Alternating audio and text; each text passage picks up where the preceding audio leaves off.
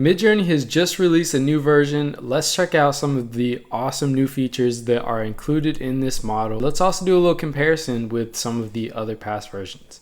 All right, so you're gonna wanna start off, just go ahead and do /settings, and here you can see the different versions of Midjourney that you're using by default. So there's version 5, 5.1, and then this is a new feature called raw mode that we're gonna explore a little bit more in this video. So I'm gonna go ahead and switch it back to version 5 because I'm going to do some example prompts with version 5, 5.1, and raw. So for our first prompt, I'm going to go ahead and do a cyberpunk astronaut surfing in the ocean. All right, so we've got all of our results now, and here's the one from version 5. And you can see just how that looks. Here's version 5.1, and you can see a lot more artistic, a little bit more unique. And then finally, the raw version, you can see this is a little bit more creative. It adds some different elements into it that weren't necessarily part of our prompt, especially in that fourth one in the bottom right corner. So we're gonna go ahead and switch back our settings to go to version 5 and do another prompt. So for our next prompt, we're doing /imagine a portrait of a man in New York City. And we're also going to say Nikon D850. All right, so Midjourney finished up creating our results. Let's take a look at what we got for this prompt. So for our first one, this is version 5. If you guys have been working with Midjourney a little while, then you already have an idea of how Midjourney version 5 kind of looks. These portraits all look pretty good. But not perfect. Here's version 5.1. I would say these are also pretty good, but the lighting is a little bit more dramatic. So depending on what you're going for, that may be your style, maybe not. And finally, here's the raw version. I actually don't like these ones as much. I feel like it kind of looks like portrait mode on like iPhone, where it's really blurring the background quite a bit. But depending on the style you're going for, that may be a good option.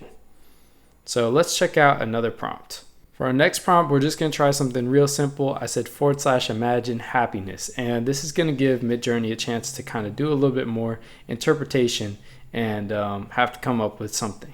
So the reason I chose this prompt is I wanted to force Midjourney to do some more interpretation. So here's version 5. You can see they're all kind of logo styles. Here's version 5.1. They're all people. So that's kind of interesting, and you could see it's more about the emotions and a wide variety of different things. And I was a little surprised the raw style kind of took it in a different direction. It looks kind of like some old-fashioned vintage logos. So there's some interesting results from that prompt. For our next prompt, we're going to go ahead and just do something simple again, just eagle. All right, so our results are in for eagle. Let's check it out. Here's version 5. You can see these all actually look like just the eagle, the bird, but not much artistic elements. Version 5.1, all of these have kind of an artistic, more graphic design kind of style. And then here's the raw version, just a little different, kind of almost like a mixture of the two in some ways. So let's go ahead and check out one more prompt. So here I uploaded a photo that I found on Unsplash, and I'm going to use this as a reference image. So you can see I just hit the plus button, selected the photo that I wanted, and then I'm going to click on it, click open in browser.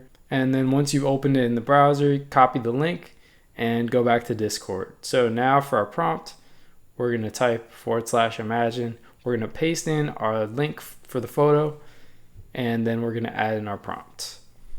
So our prompt for this one is as Captain America. So here are the results from version 5. Honestly, not super exciting, nothing great out of those. And I also don't think they look that much like the model.